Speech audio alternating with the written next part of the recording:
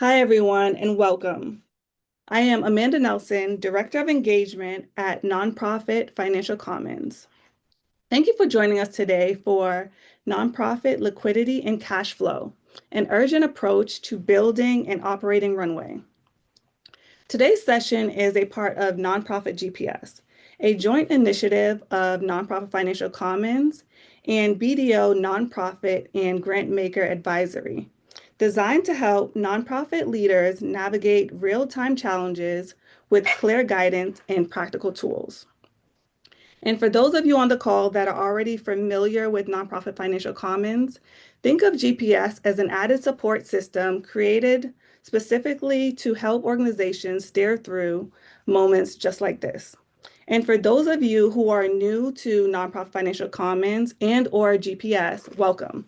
And we're glad to have you all here with us today and hope to see you at more events in the future. Today's webinar will be recorded, and you will receive the recording along with the slides and additional resources to the email address you used during registration. And throughout the session, if you have any questions, please feel free to put those in the chat at any point during the webinar. Our moderator for today, Mark Hager, will try to address any of those questions and share them with the presenters during the Q&A session. Also, if there are any questions that are in the chat that you would like to answer and you can answer, please feel free to do so and to share resources as well. So thank you again for being here. And now I will hand over to Gina McDonald and Melissa Cameron of BDO Nonprofit and Grantmaker Advisory. Great. Thanks, Amanda. And hi, everybody. It was fun to see and try and track all of the welcomes to everybody that was writing into the chat. I did see some folks that we know very, very well. So fun fact, since everybody else shared where they're located, I am in Rhode Island. So I saw some Rhode Island friends. I saw some New Hampshire friends, some Boston friends. So saw a lot of local folks and others that we've met around town. So it's really great to have everybody here today. For those of you I don't know, I'm Gina McDonald. I'm from BDO's Nonprofit and Grantmaker Advisory Team. We are thrilled to be a collaborator with this meaningful work of Nonprofit GPS, and I'll be co-training today with my colleague Melissa. Thanks, Gina. Hi, everyone. So excited to be here with you all. My name is Melissa Cameron. I am based in Chicago, where similarly, I've seen a lot of familiar names in the chat, which is just so exciting. This is absolutely a critical topic, both now and really in perpetuity. Every organization needs to be keeping a close eye on their cash flow and cash flow management. So really thrilled to be here with you all today, and I'll pass it back to you, Gina. Great, great. So I'm happy to kick us off on this really practical and important topic of liquidity and cash flow. Really, what we want to do right now is to set some context when we look across the landscape. What do we see in terms of this variability around how organizations and their business models are being affected by the current environment? And so it's really a spectrum.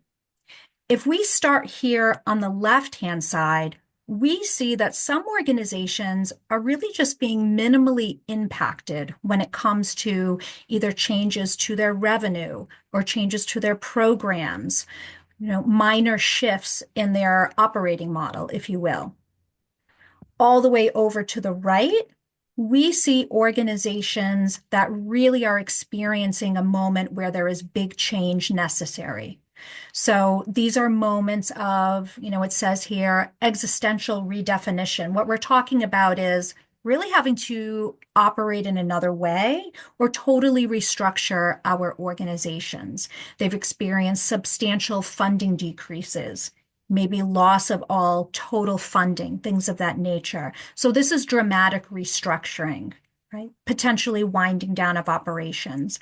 And then here in the middle, we see a lot of organizations just in this time of significant unknowns, significant risk, right? And so really having to both watch and be reactive, but wanting to plan as well for some different scenarios. And so when we think about what is it like to be operating in this environment, organizations really being affected in a variety of ways, what is really important is that organizations have time to plan, right? In particular, if we are in this redefinition mode, but of course, for a whole host of organizations that are in the middle here, really thinking about scenarios and significant risk. This having time to plan is critical. Today, we're talking about liquidity, reserves, cash flow. Reserves, having reserves, operating reserves, really buys an organization time for that planning. The reserves create a runway, create time and space to think these things through. And so, really, this is how this topic of reserves and cash flow, liquidity, also ties into this whole conversation around what are my options? What if I do have to do this planning? It helps to allow us to not only have the dollars that might take to do the planning, but the reserves give us the runway, the time and space for the planning conversations as well. Okay. So if we move to the next slide, I'm just going to take a second here and also just kind of tell us how we're going to spend our 90 minutes together. We're going to start with this defining liquidity, really having a baseline is what we want to talk about. So we can all level set around definitions of liquidity, definitions of reserves, reviewing how we can calculate that information, understand what we have available today. Where are we now? Then Melissa is going to take us through a tool to help us project cash flow. So that's really thinking about the future, right? So we're going to start with how do I know where I am today? We're going to move into how do I project my cash flow into the future? And then we're going to move to talking about what do I do with that information? What choices do I have? What is the information telling me? Right? What comes up in these conversations around cash flow? And then also, we're going to hear some real-time conversations in our time today related to cash flow, related to decision making, from two organizational leaders who are with us today and are here to share their stories. Right? So that's going to be exciting as well. So if we move to the next slide, let's then start our level setting around this topic of reserves and liquidity. Organizations, when we use this word reserves, organizations can have several different kinds of reserves, right? We might have heard of something, for instance, like a facilities reserve or a repairs and maintenance reserve, for instance. That would be a type of reserve that we would use in a situation where maybe we had an emergency repair or something like that come up, right? However, when it comes to overall liquidity for our organizations, we're really interested in operating reserves. So a special kind of reserve that provides flexibility, a safety net, that runway that we talked about. So what kinds of reserves are those? They're a little bit like our savings accounts, but if we notice here on the left-hand side, this variety of reserves, these operating reserves, are in liquid form, right? They're cash or can be easily converted to cash, and they come without restrictions. Okay, so let's kind of keep that in the back of our minds as well, right? They're in liquid form. We can pay the bills with them, and we have not promised to do something special with these funds. In terms of why are reserves needed? Well, we need reserves even in the most successful of times, right? So even in more typical operating environments, reserves are necessary. Sometimes it's to cover the variability of our timing of cash flows, right? We might not have all the cash come in at the right time. That's necessary to pay certain expenditures, right? So it helps us with, the ups and downs in our checkbook. It might help us to pay for some expenses up front, for instance, while we're waiting for grant reimbursement, things of that nature, right? So even in the best of times, reserves are there and they're necessary. The trick is, how do we build reserves, right? So reserves are built in a variety of ways. From a most basic level, we notice here on the right, we need surpluses to create reserves, right? Think about this as if our organization has spent every single dollar that we have ever raised, we would not have any reserves, right? So we might have various strategies for building reserves, but ultimately we need surpluses in order to actually have reserves be on our balance sheets. Okay.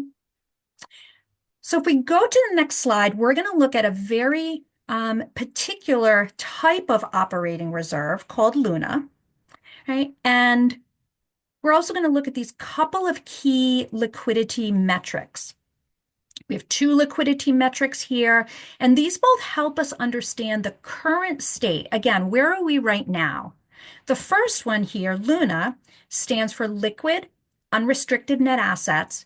And as Amanda mentioned in the beginning, you don't need to memorize this. You're going to receive these slides. And also, we're going to provide resources today that will include more information on Luna, as well as a Luna calculator. Okay. So Luna represents your operating reserves. It includes cash, but also other assets that are easily converted to cash, and only those that are unrestricted. So this is your free and clear funding, right? It includes cash and things like receivables or maybe investments, right? So things that can be easily converted to cash. But once we calculate that Luna, you'll notice here on the right-hand side, we can divide into that Luna number our average monthly operating expenses, and that's going to give us that metric. That's going to put our Luna number into context and tell us how many months of Luna we have, meaning how many months of this operating runway do I have? How long will my reserve last? Now, similarly, below Luna, we see that we have this cash metric, months of cash. So we also can take our cash on hand number, right, which that is a much simpler calculation, right? What is the cash I have on my balance sheet at the end of any period? Similarly, divide into that the number or the average monthly operating expenses, and I've got this cash on hand number. Now, some folks might be looking at the common benchmarks noted here as well. I will say one thing. If you were to ask us 5, 6 years ago, how many months of cash do folks feel like helps them sleep at night, right? Or how many months of Luna? They might have said 3 to 6. This number is on the rise, is it not? Right? What number helps us to sleep at night? Today might be more like 12 months, right? Is more so what we are hearing. But this is what we're going to talk about in terms of once I calculate this number, how do I know how many months is my goal? Okay. So if we go to the next slide, we're definitely not going to walk through. We can populate this whole slide. That would be great. Yeah, we're not going to go through this calculation here together today, but we wanted to provide you with some financial information that you can practice with to calculate Luna afterwards, because as we mentioned, you're going to have access to the Luna calculator and a few other tools I'll show you in a minute. So we won't walk through the details of the math right now, if you will, but I want to call your attention to the right-hand side. So we've done this math and we've calculated Luna, months of Luna, and months of cash. So for this organization, they've got about 5 months of cash. You'll notice they only have about a month and a half of Luna. What does that mean and why is that? So let's go to the next, where we've just kind of summarized here what we just noted, right? That this organization only had a month and a half of Luna. So that is a month and a half of that operating reserve, yet I have much more in cash. Many of us find ourselves in this situation. It can come about because of a variety of factors. But remember, Luna is only considers unrestricted activity, right? And it only considers the liquid components really of your net worth. Cash is a different metric, right? So these are both valid, they're just different. And organizations might have cash on hand that might be restricted, right? So it might be restricted for a future fiscal year. It might be restricted for a capital project, right? For other than just operating expenses that might come up. Also, there might be cash on hand that might have been obtained via debt that needs to be repaid, things of that nature, right? We might also have cash on hand that relates to advances that need to be repaid. So we might have cash from a variety of sources, not all of which can be used in a flexible way to pay whatever bills the organization decides to pay. Luna is that other metric that tells us what do we have that is free and clear that we can use in a flexible way. And so when you calculate your Luna, you might say to yourself, gee, am I going to fall in this pattern? Well, we've got a couple of screens coming up here that are going to give us some information that is data based on data that was gathered from publicly available IRS Forms 990 that can show us, it's going to show us where do most organizations fall when it comes to months of cash on hand and months of Luna. Right, so quickly, I'll just let folks know, if we look here on the left-hand side of our circle, and we look at the bottom here, 6 to 12 months of cash on hand and 12 or more months of cash on hand, right? Those two components of our circle here are about 46%. I mean, you can even say almost half of the organizations per this 990 data have 6 months or more of cash on hand, with the median months of cash on hand being about 5 months, right? You'll also notice from the bar chart that it is smaller organizations, right? Organizations with budgets under $250,000 had the most cash on hand, which is interesting as well. Okay. Now I want to look to the next, right? So let's remember more than 6 months of cash on hand, about half, median, about 5 months. This is Luna, right? So if we look to the same sections here of our circle, right? 6 to 12 months of Luna, 12 or more months of Luna, it's about the same percentage, which is interesting, right? So more than 6 months of Luna, about 47% of organizations.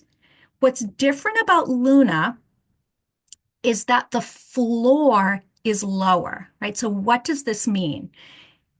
If you look at the top right of the circle, 17% of organizations have negative Luna. Well, we know we can't have negative cash, right? So that's what we mean. How low can it go when it comes to Luna? Luna can go negative. And so this is the variability when it comes to operating reserves. How can Luna go negative? It really means that we're borrowing from restricted funds, or we're using debt, or we're building up accounts payable and not having the cash at that very moment to pay those bills. Right now, it might all work out in the end with timing, but there are moments where organizations have these really sustained deficits, right? And when that occurs, we could have negative Luna. So this is really telling us the same thing from a sector-wide perspective as we saw in that one little example, in that most organizations have more cash on hand than they do Luna or than they do operating reserves. So our cash is not the same as our reserves. This is also why it's really important to calculate both of these metrics when we are trying to understand our financial position. Now, speaking of that calculation, and I mentioned there's going to be tools. If we go to the next slide, we've got a little snapshot here. This is definitely not meant for you all to be looking at any of these numbers. This is just to give you a visual that if you go on strongnonprofits.org you will be able to find a Luna calculator there, and these resources will be repeated at the end as well. There's a Luna calculator, and folks will also be able to find additional tools that calculate other metrics as well, which you can see here. So we can perform a whole host of different analyses using these tools.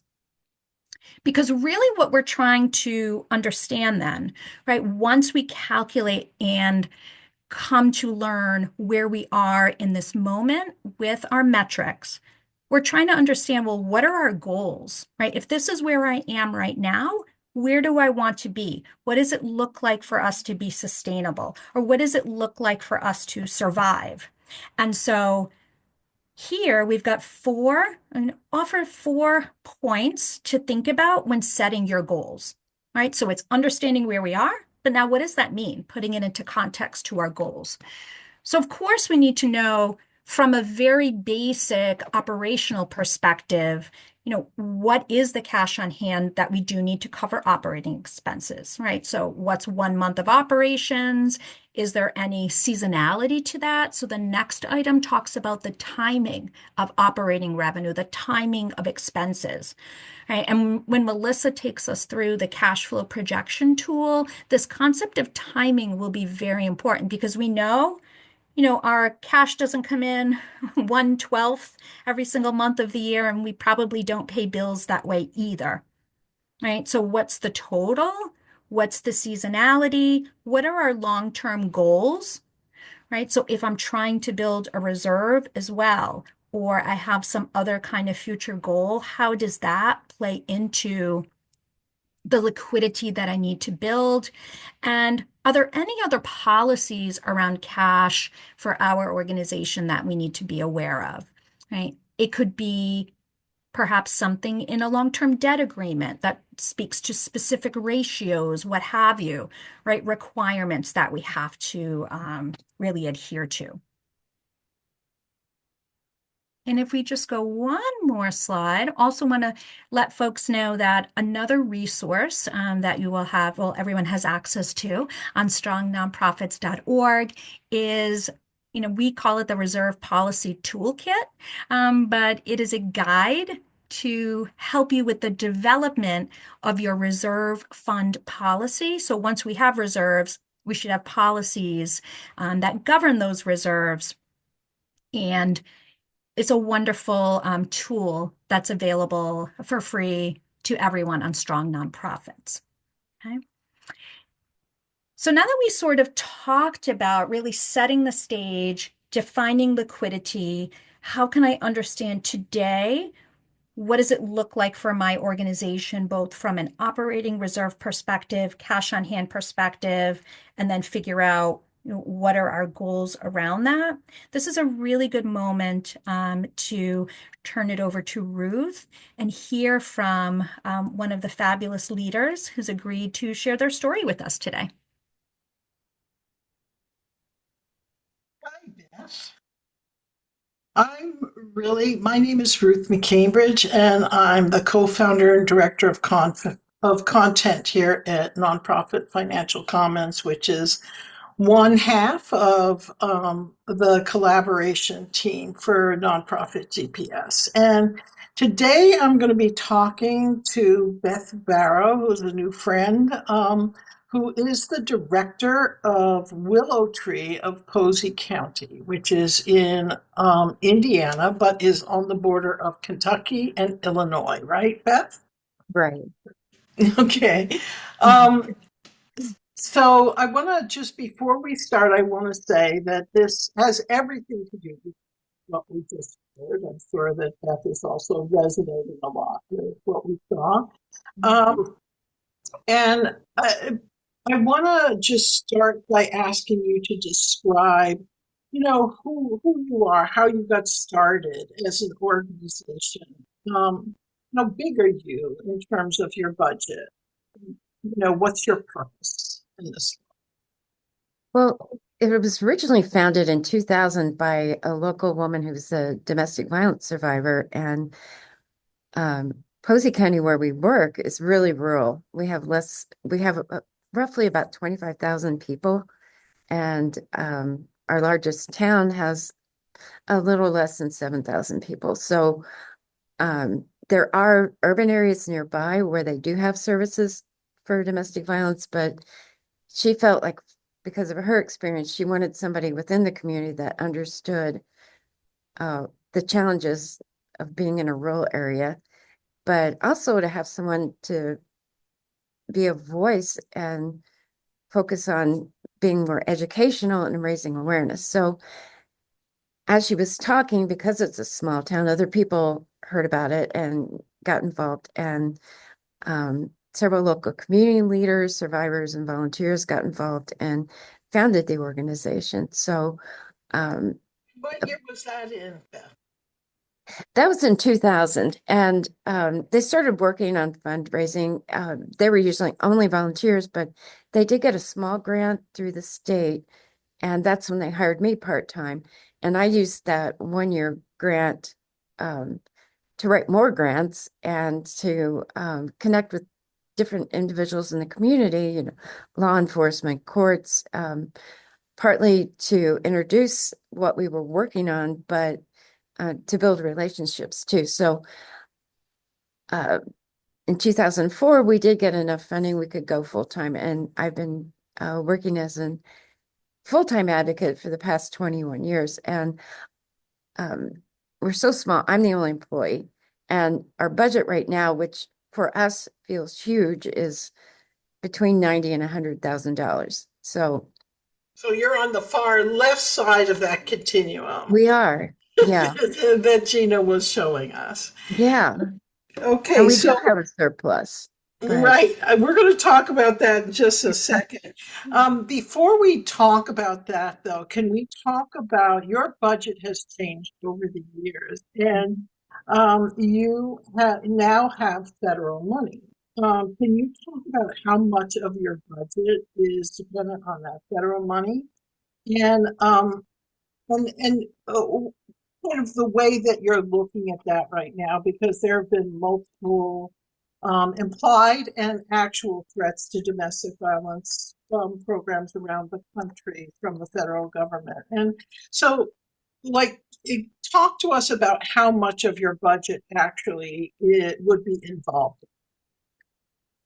over our overall budget, I would say about 40%, and that covers most of my salary. So that's what we use it for, because it can be a challenge getting funders that will, or grants that will allow to salaries as part of your grant request.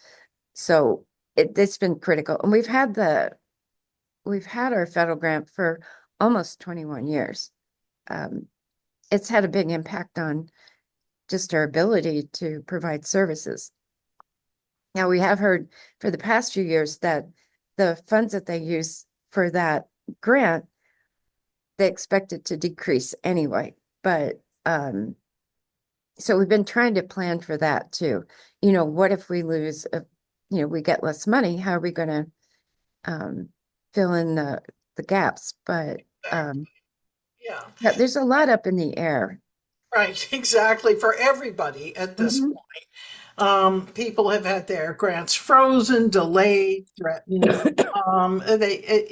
Everybody's kind of waiting for the shoes to drop, and there seem to be innumerable shoes at this point. But given that, um, let's talk about your reserves and the function of your reserves, because you really epitomize that left side of the continuum. Could you talk about how much money you have both in what you formally call reserves and in your unrestricted cash on hand?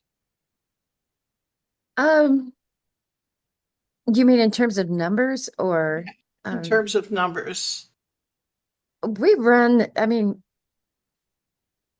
it's complicated because the money comes in. For example, we file claims, we get a quarterly reimbursement, we spend out the money. That was what pushed us into having reserves anyway, to cover our cost until we received reimbursement. But right now, we probably Um, cash on hand, we could probably cover about a year and a half. Um, so yeah, we're pretty good. Most of the funds that we have in the bank right now are reserves. Just So, because of the reimbursement system that we go through. so your organization has always been small. Mhm. It's in an area without a huge amount of resources, and your board appears naturally frugal about really keeping cash on hand.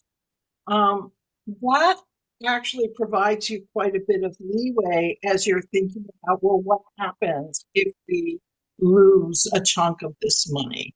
Can you talk about, kind of the way that the function of that during this period? How do you end up looking at that?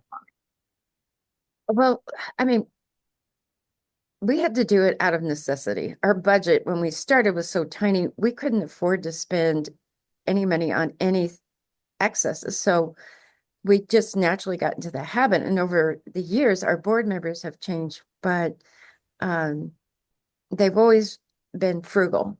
I mean, I've had meetings where they'll send a debate for 30 minutes, whether to buy $100 tent or a better, more expensive tent. And we always go with the cheaper one.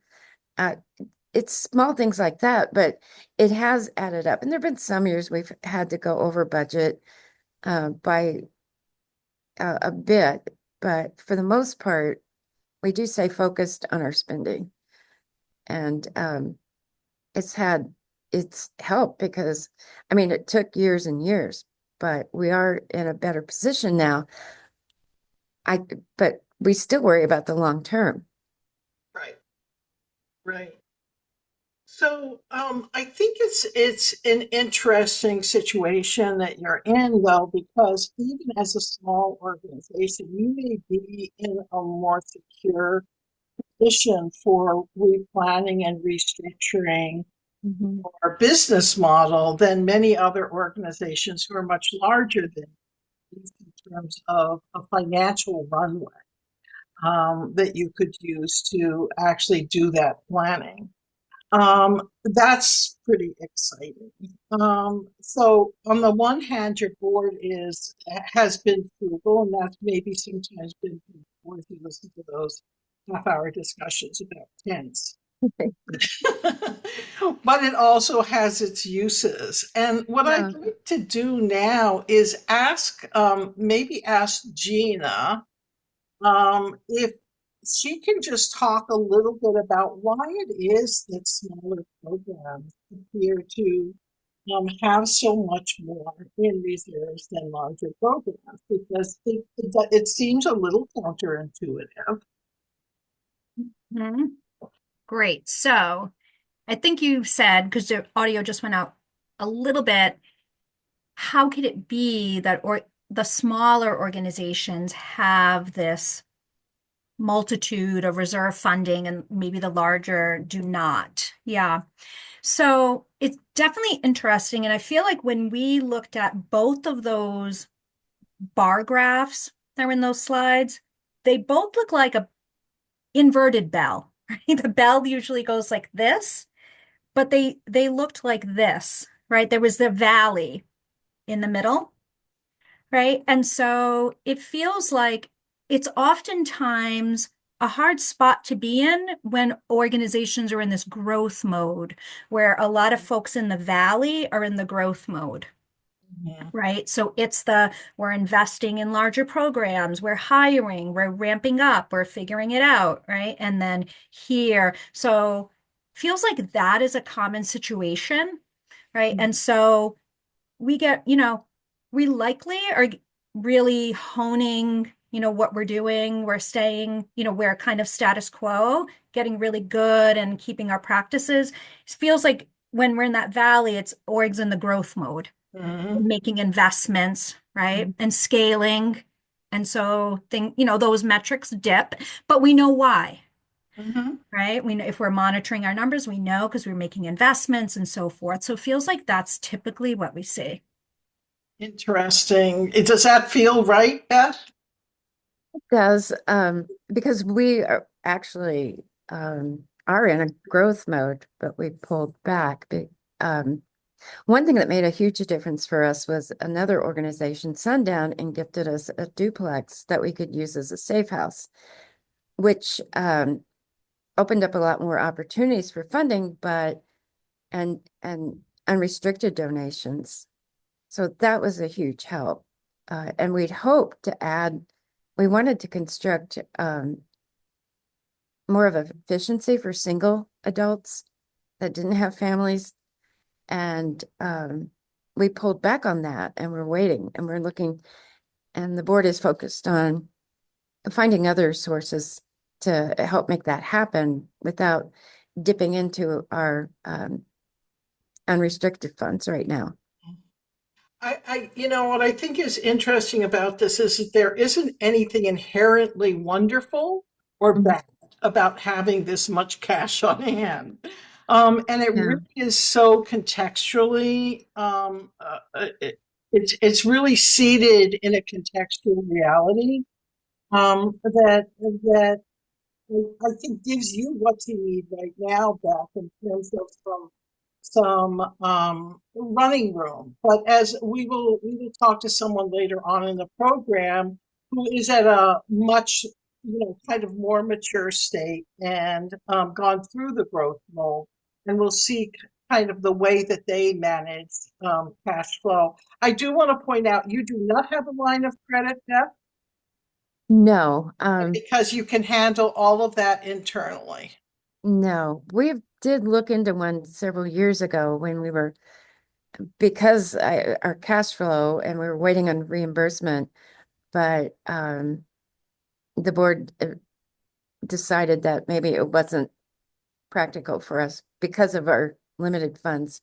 What if we couldn't pay it back? What if there were a lot of more questions about whether it would be helpful for us in the long run. So, but yeah, we've been in that position where we've had to consider what are we going to do to keep the money coming in. So,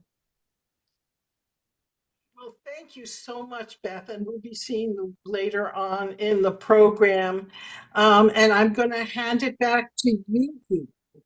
thank you.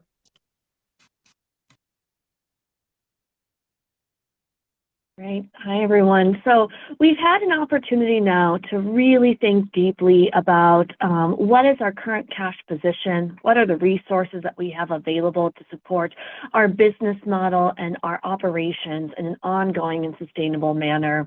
And now we want to move a little bit more into the brass tacks of cash flow projection, planning. What does that look like from an operational perspective? And so first, I want to get a little bit granular as we think about what are the different types of planning that your organization is probably already undertaking and that are often conflated with cash flow planning or projections. So I just want to start by defining the annual operating budget, right? So this is the document that we all have. We're all getting this approved by our board, hopefully before the start of our fiscal year. And this is really our accrual-based plan for those income and expenditures in a given fiscal year. This is how you think you're going to achieve the work, move towards your mission, and essentially expressing that work in dollar terminology. This annual operating budget is going to be a future-looking document, which is really your best guess as to what's going to happen. But then, of course, as we go through our fiscal year, things change, events occur, and we need to start moving into something that is a little bit more grounded in the actual reality of what has happened, and then pairing those with the future projection of how we think our fiscal year will end. And so this takes us into that category of annual forecasting. You're combining those actuals to date, how much revenue have we actually earned, what are those expenses that we've incurred, and then we're sort of merging those with our anticipated year-end performance. And that will provide us with some sort of understanding in terms of how we might end the year in terms of an operating surplus and operating deficit. Both our annual operating budget and our annual forecast are going to be in that accrual basis of accounting for most organizations. And these differ from the cash flow projection for that very reason. So when we're thinking about accrual, right, it's when were we awarded that money? It's not when the money came in the door. Whereas with a cash flow projection, we're really thinking about your cash receipts and your cash disbursements in a given time period. We're planning those out on a rolling 6 to 12-month basis, which may or may not align with your fiscal year. And we're thinking about it on a month-by-month basis so that we can really understand what is our cash position at a given point in time. Hopefully, we have a little bit of forewarning if we have any cash crunches on the horizon, and we can start to make internal decisions as a team and start to collaborate to really understand and think through how we'll navigate through that challenge together. And so when we're starting with our cash flow projections, we're really going to lean in over here onto this third category. When we start with cash flow projections, it's really important that we start with an accurate and appropriate beginning balance. So you might be referencing your balance sheet from the prior year end. You might be looking at bank statements. Whatever feels like the most accurate picture of the cash that's at your disposal, that is your starting point. And you want to make sure that you have a tool that allows you to capture that and then is running the calculation accordingly based on that as a starting number. We also really want to make sure that your cash flow projection tool can mirror the budget structure or the parent accounts in your chart of accounts so that it's a really easy crosswalk between those reports that you're probably already pulling on a monthly or quarterly basis and actually updating and inputting into the tool what's happened, where your organization is at now, and so on. You'll then want to move through kind of populating the tool using your budget as a starting place, right? So we can understand based on our budget what those activities are that we want to undergo in a given time period. But then we'll want to populate the tool when we think about when is that cash actually going out the door and actually coming back in that door. That will really sort of represent maybe the cyclical nature of your business model. It might represent our sort of imitate the ebbs and flows of cash for your specific organizational structure. And we're really making some assumptions, like when are we actually going to see that cash in our accounts? So when you're starting with your cash flow projections, we want to have the most accurate picture of where your organization is at, the activities you want to take on in a given year, and then really trying to position when that cash comes in and goes out. I do want to acknowledge that as with all financial management reporting, anytime you're reporting, it's really important to have the right data structure and ongoing maintenance in place. Dirty data produces dirty reports, and that's the unfortunate truth that we just can't get around, even when we're planning for something like cash flow. So you really want to make sure that your financial management systems are really aligned with your business model. Does your chart of accounts make sense? Does it represent the activities that you engage in regularly, the way that the categories of cash that come in, as well as sort of the categories of expenditures? You might think about how you align your data structure across disparate systems. We often see in organizations that maybe your accounting system of record doesn't quite align with your fundraising system. And so finance and development folks are really at odds when they're trying to tell the same financial story using two different structures. You'll also want to consider how you can incorporate staff training so that staff is aware of how to sort of organize and structure data. And most importantly, especially for cash management and cash projections, having a very clear and timely month flows process will be critical. You want to make sure that you have a true understanding of your accounts at the end of the month and that you can use that to inform and update your cash projections as you move through the year. And ultimately, when you're thinking about a cash flow template, really critical that you focus on first, what are those total cash receipts? Again, we're looking month over month. We want to also understand our cash disbursements, which we'll see on a monthly basis as well. If there's any capital or financing activities, we want to make sure to include those.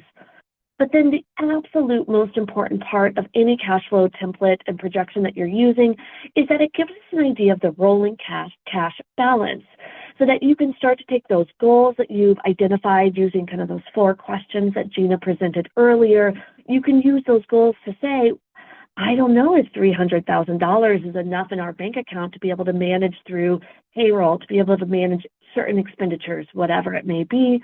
Or perhaps for this particular organization, it's all fine and great. They've got enough money to manage from a month-to-month basis. There's really no adjustments to be made.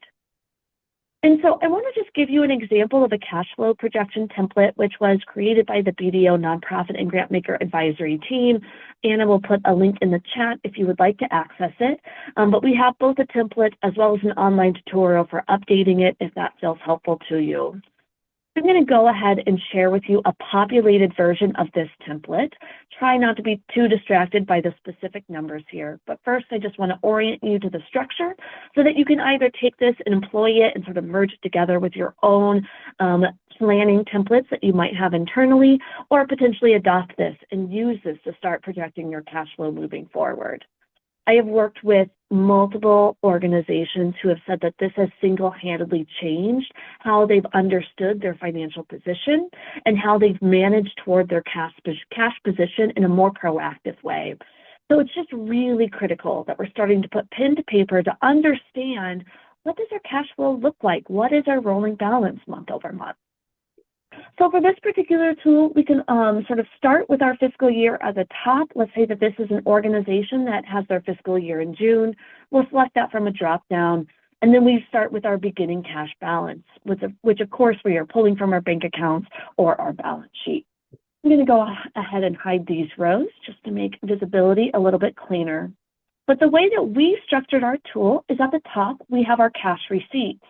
And you can see for this organization, they've gone ahead and input a replica of their chart of accounts so that when they pull reports, it's by the same categories that they are seeing in their accounting system. So we have all of our cash receipts, anything that will be included in the current year budget. And then we also have a category for prior year receivables. So what is that cash that may not go toward this annual budget's operating surplus or deficit, but that certainly will impact your cash position by being something that is owed to you at this point in time.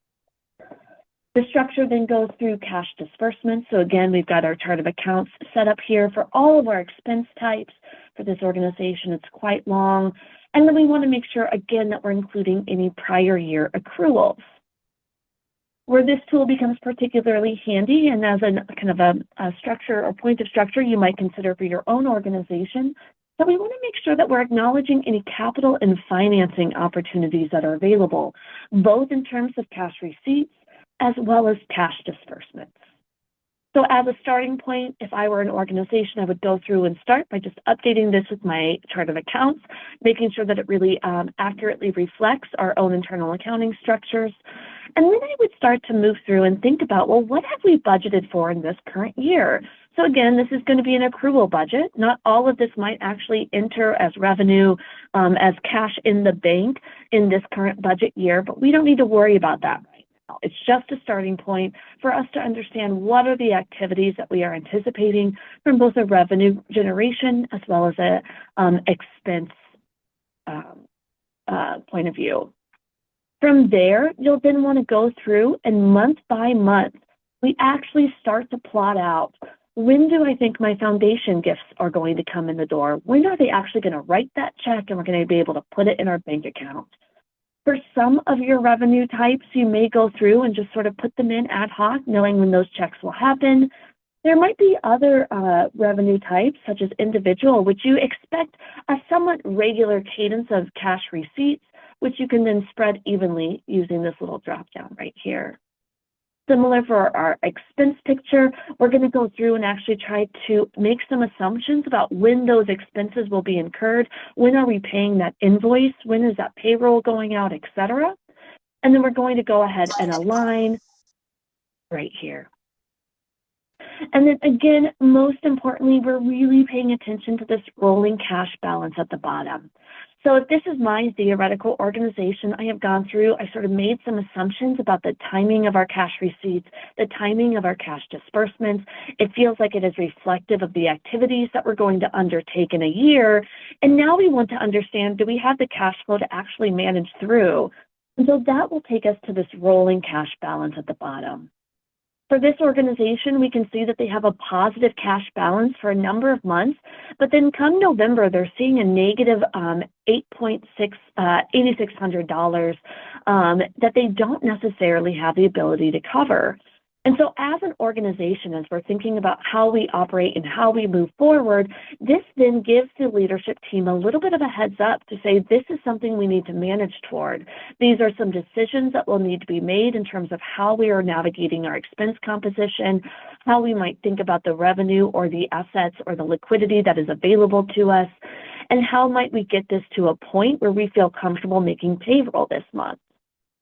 So I really want to recommend, if you're not already employing some sort of practice outside of your annual budget and annual forecasting tools for cash projection specifically, certainly start this step, because it can become a really great opportunity to engage your team in some decisions that can be made, which we'll talk through here briefly, as well as to think kind of more holistically about what does your year look like from an ebb and flow of revenue. Where is your cash position at any given point?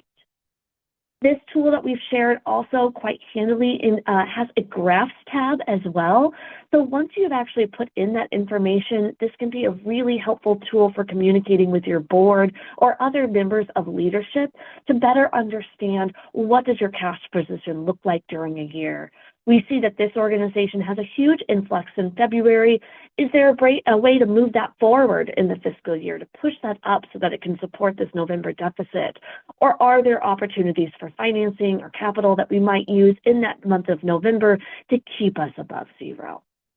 So I hope that this was helpful. I'm going to go ahead and pass it back to Gina, who's going to talk us through what that process is for monitoring your cash flow. Once you have this tool updated, how do you actualize it over time and really incorporate it into your financial management practices on a regular basis? Great. Thanks, Melissa.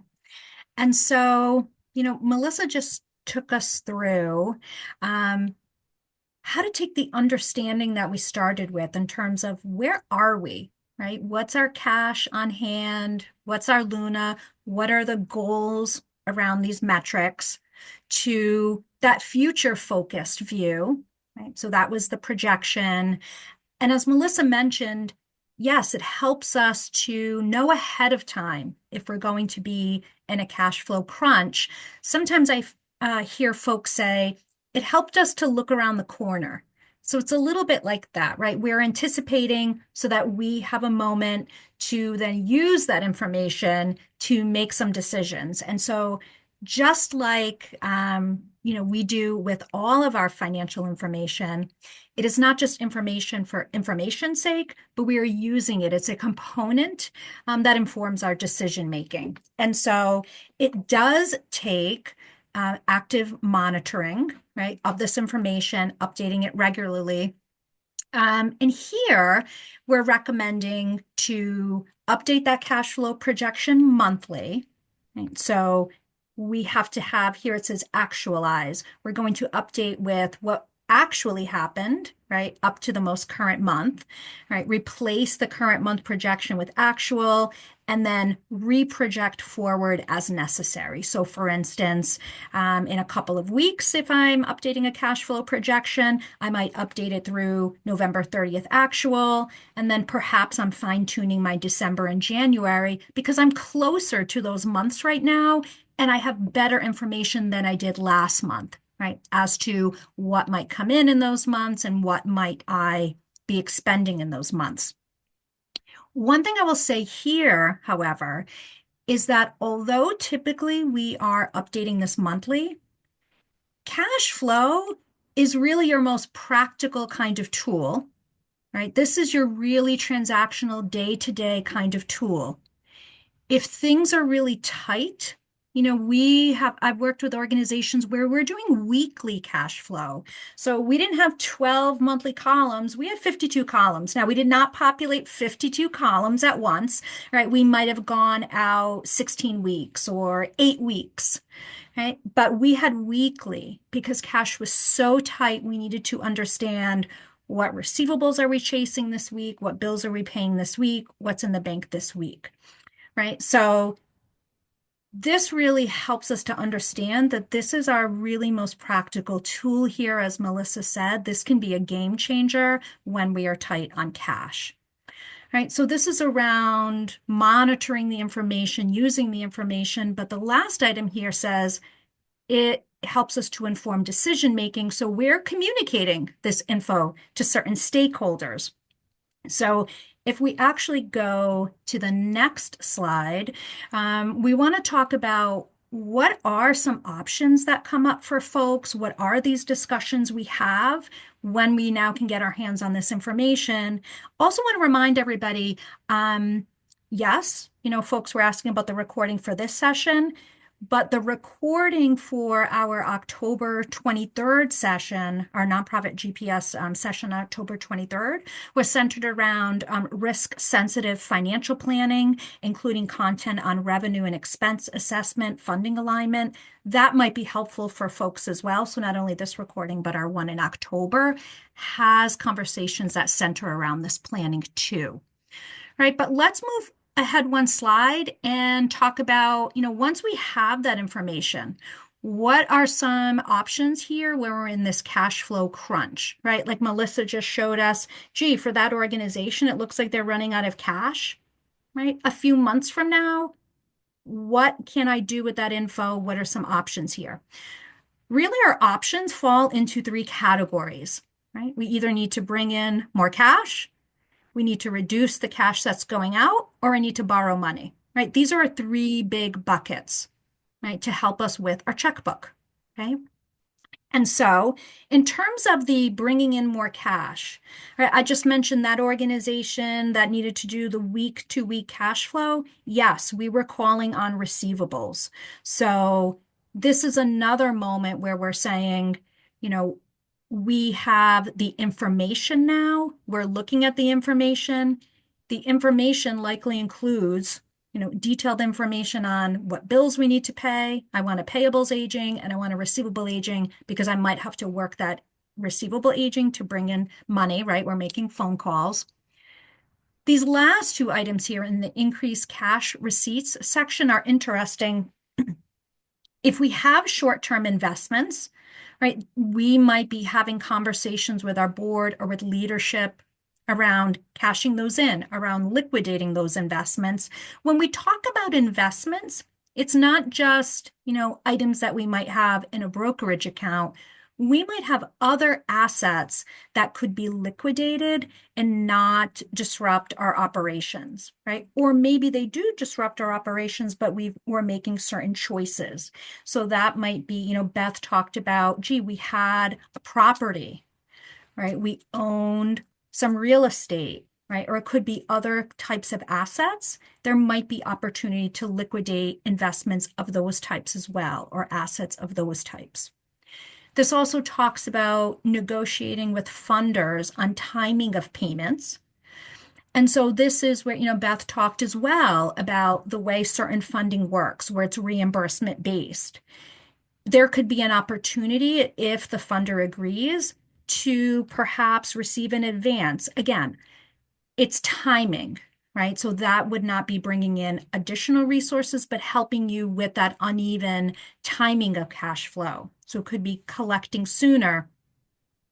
There's also a different kind of a funding here, a different kind of negotiation with funders. Again, that doesn't necessarily bring in additional cash, but it helps to make our cash more flexible. And that is where we're talking to funders about potentially converting restricted funds to unrestricted funds, if that would be helpful for your organization, right? Or modifying restrictions in some way, right? Again, it's a little bit of a different angle on it. That doesn't necessarily create more cash, but it could give you the cash for the things that are your core expenses if the purpose is no longer relevant that was attached to that revenue originally. Okay. Now, in terms of minimizing disbursements, this is where, again, you're really looking at your business model. You're looking at your activities. You're looking at the timing of costs, because when it comes to the expenditures, it's really about timing, right? Can I shift timing of when I'm actually paying those bills? Or am I in a moment of reducing those expenditures, actually eliminating expenditures? We also might be able to negotiate more favorable terms with vendors, pricing, depending on the nature of our expenditures. For most of us, our largest expenditure is payroll, and we're going to talk about that in a minute. And really here, our third category is access to financing. I actually want to go to the next slide where we talk about financing a lot more, right? Because I know a lot of folks had questions, comments around use of line of credit. And we also just heard from Beth, her organization doesn't have a line of credit, right? So what are some options here around financing? We can finance assets if that is an option. So for instance, if we needed some critical asset for our operations, perhaps we need a vehicle for our programs, things of that nature, financing, things of that nature, rather than an upfront payment, of course, spreads out our cash flow, right? And helps us maybe to, not have the cash outflow all at one time. But then there's also this other sort of financing that's in the way of a line of credit. Financing is tricky in general because when you need the financing is when it is most difficult to be approved for the financing. So oftentimes we're in a best position to get these arrangements in place prior to when we really are in need of the drawdown. But many questions came through around a line of credit. Really, the message is a line of credit ideally is used to smooth out those uneven cash inflows and outflows that we saw in that cash flow projection. So use of a line of credit is really around helping me with the timing. Lines of credit really should not be used to fund a structural deficit. That gets really challenging because we really need to think about how can we repay this line of credit, right? If it has funded a deficit, right? Will we be able to raise money to pay it down?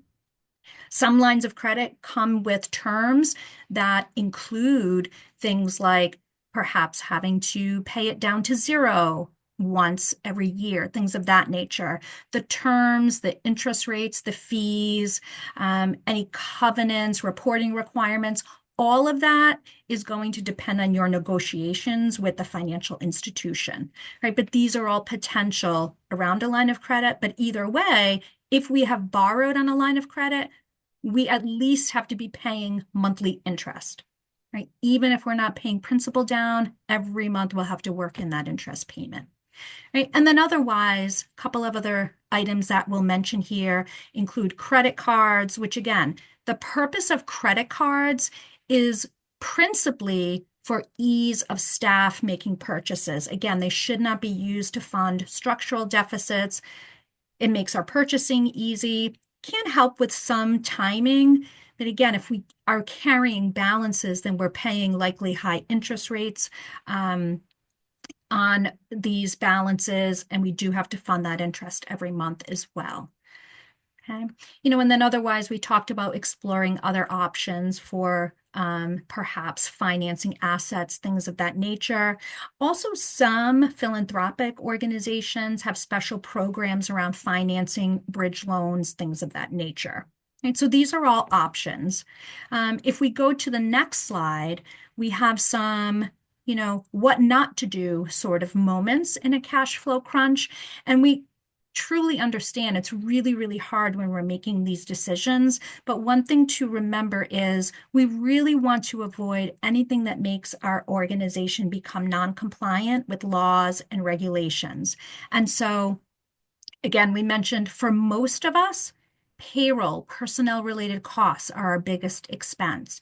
And so we cannot delay remittance of payroll taxes, things of that nature, right? Withholdings, 401k withholdings, right? Everything related to payroll. We do need to continue to remain timely with those remittances. We cannot delay paying payroll that we owe folks, right? There are repercussions and there are regulations, laws around those sorts of payments.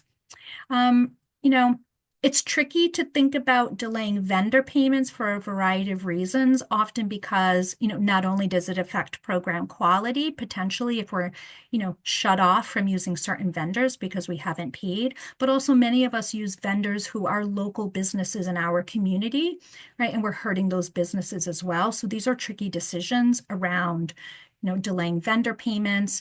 And of course, many of us are able to have personal loans from board members and other individuals. Just remember, please have proper documentation in place around any of those kinds of arrangements. Okay. So that brings us to our next moment where we have a wonderful leader who has agreed to talk to us around what it's been like in terms of some of these cash flow decisions. Hi, Jerome. Hello, Ruth, and thank you, Gina. I do apologize to people if my sound has been a mess. I have a new system set up and I haven't quite figured it out yet. But I'm going to try to speak it and so that you can get everything. Um, Jerome Underwood is the president and CEO of Action for a Better Community, which is in Rochester, New York. And I wonder if Jerome's organization really exists on the far end of that continuum from best. And so we're going to get a very big, a very different picture of what it takes to manage cash flow in that environment. Jerome, could you just give us kind of a portrait of your organization? When did it start and how big is it? What does it include in terms of programming and relationship to the community? Sure. Thank you, Ruth, and thank you everyone online for joining for this very, very important organization. Our agency, as Ruth mentioned, is called Action for a Better Community. We are what's called a community action agency, and we are part of a network of about 1,000 agencies like us, even though we're all independent organizations. We came about through the passage of the Economic Opportunity Act, which was signed into law in 1964. And we exist for one thing and for one thing only, and it's to eradicate poverty in America. Our agency, which is 60 years old, we are about a $25 million organization with about 300 employees. And the way we counteract poverty is through a few verticals. Education. I'm sure many people are familiar with Head Start, but we also do adult education where adults who, for whatever reason, were not able to get a GED or finish high school, they can come to Action for a Better Community, or as ABC as we're known, to do that. So we do a lot of work in education because for people who are experiencing low incomes, and I want to stress that people who are experiencing, we don't call them poor people because that's pejorative. People who are experiencing low incomes, because our hope is that it's temporary. So we do a lot of workforce development with respect to, this teaching people how to fish and teaching people the skills they need, not only to get a job, but to keep a job. We do some work in the health field as well. We do have what we call a social enterprise, which is a substance abuse clinic where we get no grant funding for that. And we see everybody because we're ABC. But for people who don't have insurance, they can come anyway. And we subsidize that with people who do have insurance. Uh, we also work with people with AIDS and HIV because unfortunately there's still stigma around people who have AIDS and HIV. And our work with them is to make sure that they're getting adequate care so that they can maintain employment to support themselves and their families. We do some work in housing, not building houses, but based on income eligibility. As an example, if someone is in a home that we're in Rochester, New York, we have some serious winters here. So if the furnace is old, we have a contract with the Department of Education, I'm sorry, Department of Energy, where we will go putting a new furnace, or if it's new windows or it's insulation. And fourthly, we advocate for what is fair and what is just. Now, our advocacy is not a program, but we advocate for things like closing the racial wealth gap through increasing home ownership amongst BIPOC people. In our county, Monroe County, there's a 40% home ownership gap between our Caucasian brothers and sisters and people who are BIPOC. Our goal, we call it greenlining, as opposed to redlining, is to close that gap through our advocacy. So we stand up for stand in the gap where there's health disparities, such as maternal and infant mortality. There's serious disparities in health. So we have about 14 or 15 programs that sit in those domains. And again, we have about a $25 million annual budget with about 300 people. So about how much of that, really quickly, how much of that is government dependent? A large amount. We Yes, are a federal government contractor. About 85% that right. comes via the federal government and the state of New York. We get very little money locally. So that government shutdown that just happened, yeah, Right. big problem for us. Yeah. So you are deeply affected by things like freezes, delays, threats to particular programs that may be under your wings, all of that. And you told me the other day that you consider in that situation that that cash management is your superpower. Yes. Can you talk a little bit about what that entails? Yes, cash management is indeed our superpower. Um, we're federal government contractor and a state contractor. Trust me, most of them do not pay their bills on time, Even in the except, best of times. and the best of time, except I will say Head Start is a jewel in that crown. I'll come back to that later. So understanding how cash flows through the organization is really, really important. And what Gina and Melissa went through, please, please, please use those tools. We use them weekly to forecast cash. We don't do it on a monthly basis. We do it on a weekly basis. And it's really important to have a really, really good command of when cash is coming into the organization. We have had times where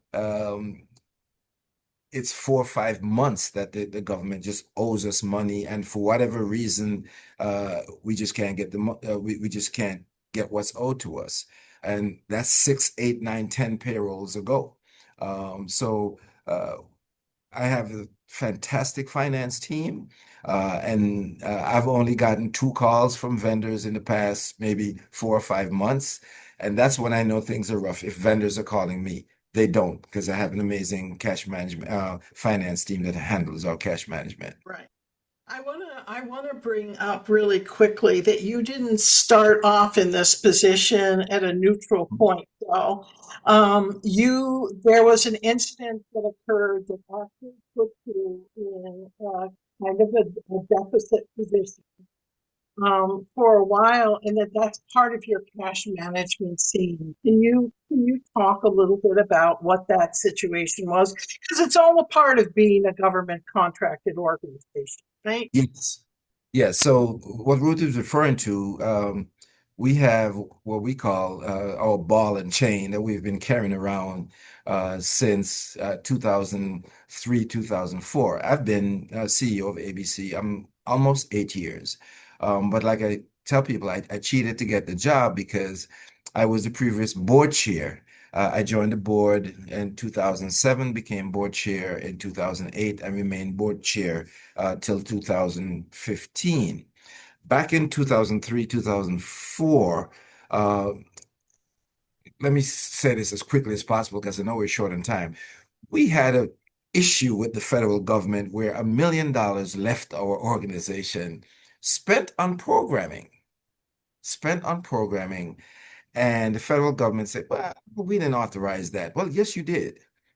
So we had a disagreement, so to speak. And I said, well, we want the money back. So we're just going to deduct it from your next award, which left pretty much we're walking around with a $1 million working capital problem, which is why managing cash is so critical for us. And I think it was either Gina or Melissa who mentioned cash is tight.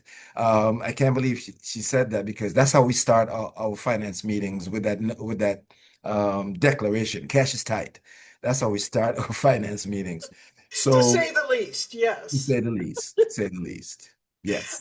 I just want to bring up one other thing and then move it to Mark. And thank you so much for sharing because it really is almost a miracle that you're pulling off every single day. Well, you're not the only one in the country doing it, Stephen. Right. There are a lot of people who understanding that cash management is got to be their superpower are doing this kind of work of just making sure that everything is flowing in and out of the organization as it needs to, despite the fact that you've got a payer that's less than reliable. I want to just point out that you guys do have a line of credit, and I wanted you just to talk for a minute because I saw some stuff in the chat about people being disappointed about their banks and the lines of credit. Yes. Can you Yeah. just talk a little bit about your thinking about the importance of the choice of banks? Yes, really quickly. I saw the comments about the line of credit. So Jerome is also a former banker. I used to be a relationship manager at a bank before I got sense and decided I need to work in community. The relationship with your bank or banker is extremely important. And we didn't always have a great one. I mentioned to the planning team last week that we had a relationship for a long time that was love-hate. We loved the bank, they hated us. And about 5 years ago, we had been trying to change, and just to find the right partner. And when I say that right partner, and for the bank to understand how cash flows through the organization so that the credit facilities can be designed to match that cash flow. Yes, it is very, very difficult to finance what we do because the risk for us is literally two things. Can we deliver on the programs? And two, is the government going to pay us for delivering on those programs? We are exceptional at delivering programs, so the risk is really the government. It's very important that the bankers understand that. And that when we made that switch, our line of credit tripled because we only had a meager line of credit for a $25 million organization. It was $250,000. It's now 750, which is still a little bit short of where it is, but it's trending in the right direction. So I want to stress that getting to know your bankers really well, but even more importantly, for them to get to know the organization very, very well, which means they need to come to visit. They need to come visit. They need to understand those contracts that you have because it's based on that. They should design your credit facilities, not based on a cookie cutter approach and a bent what they do for a manufacturing company or a software company. We're different. Right. I think it's such an important story, but also it's a story that I've heard a number of times that you have to keep looking for the right lending. And you, in fact, are with a credit union. And that's how you found your right match. But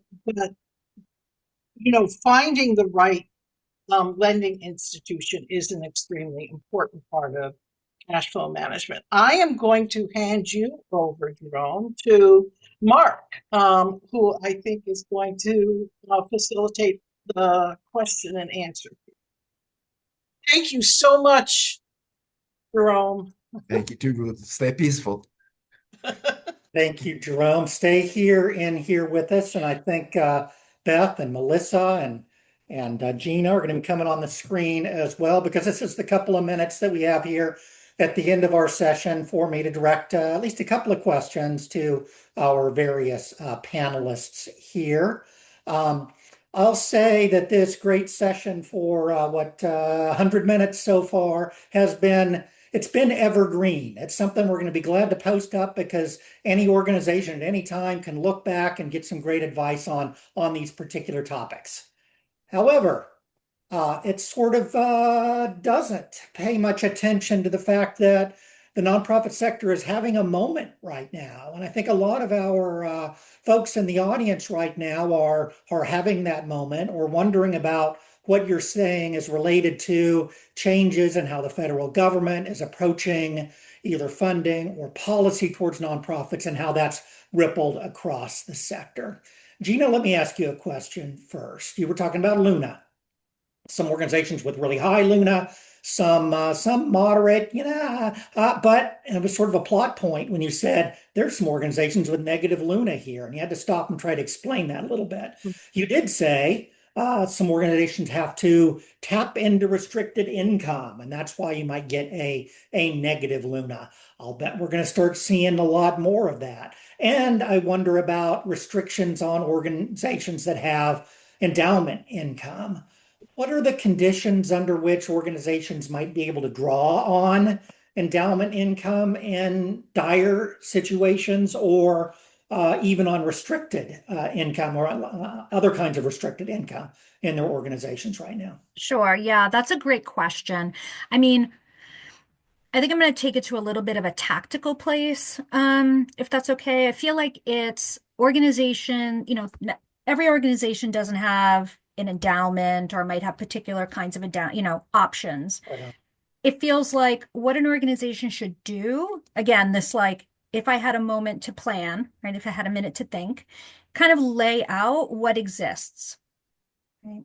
And then it feels like if we don't have the expertise in-house to figure out the answers to what does the access look like to these funds, right? It's more about first gathering the information, right? To your point, what can I access? What can I do? Right. So it might be laying out, gee, we've got these couple of funds that might be held here in our name at the local community foundation. I might have this pool of money here, right? So we might have these little pockets.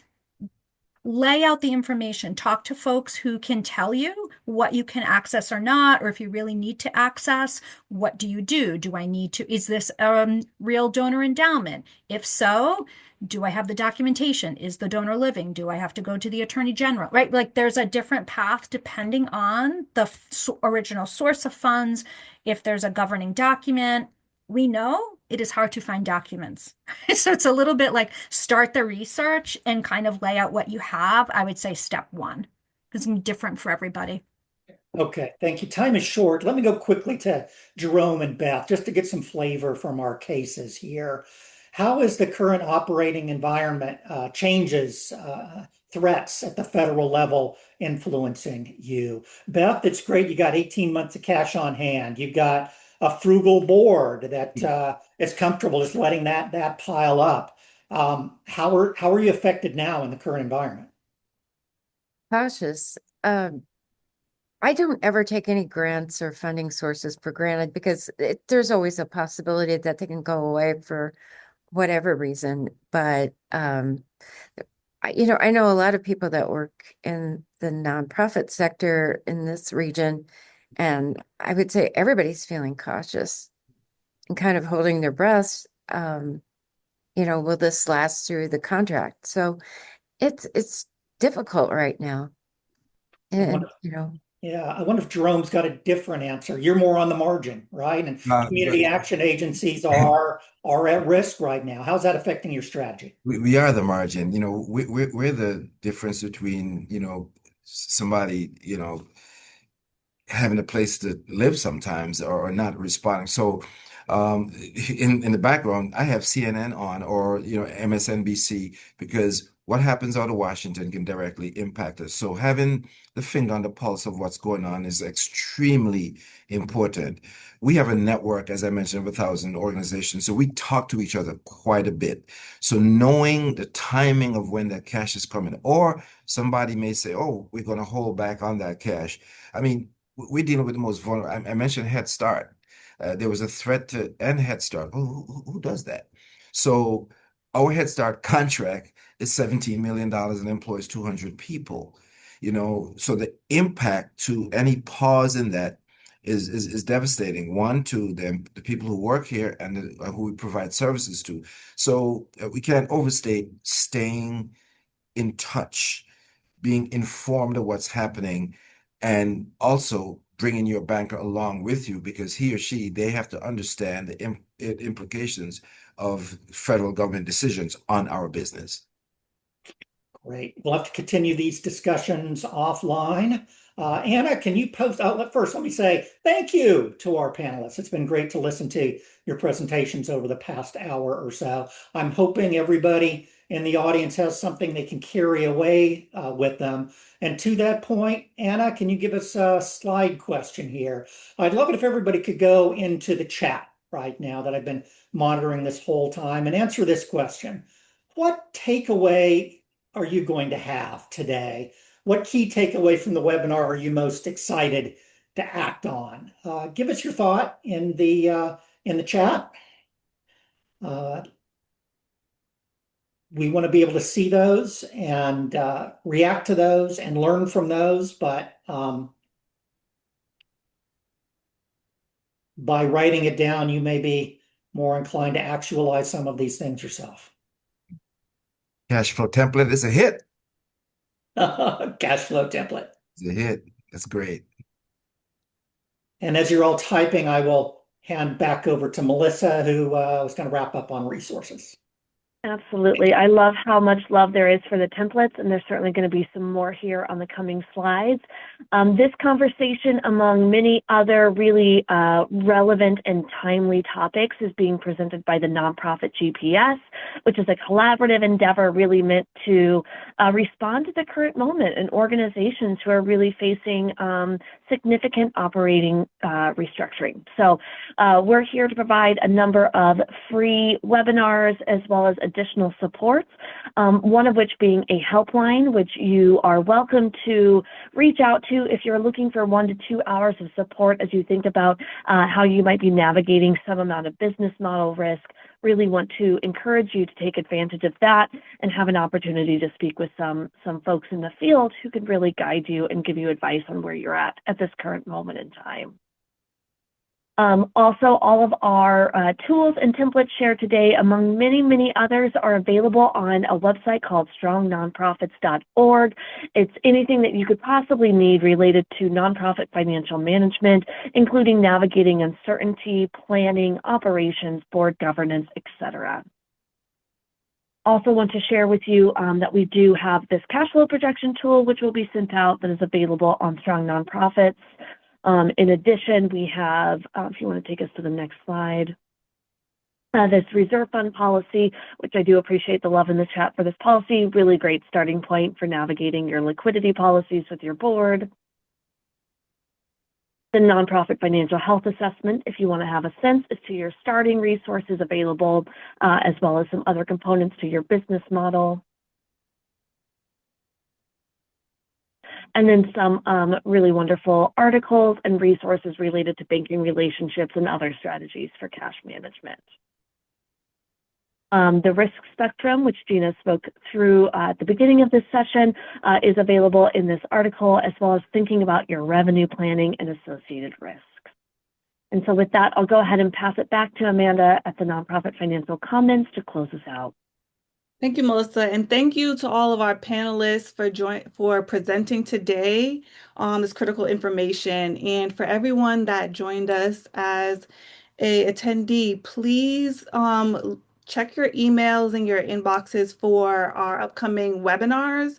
We will have a webinar on December 2nd on collaboration. We are actually putting the link to register for that in the chat. So if you want to get a jump start on registering, please do so. We will also be sending out an email. And we also have a webinar coming up on December 9th. And next year, we will also have a lot of webinars upcoming.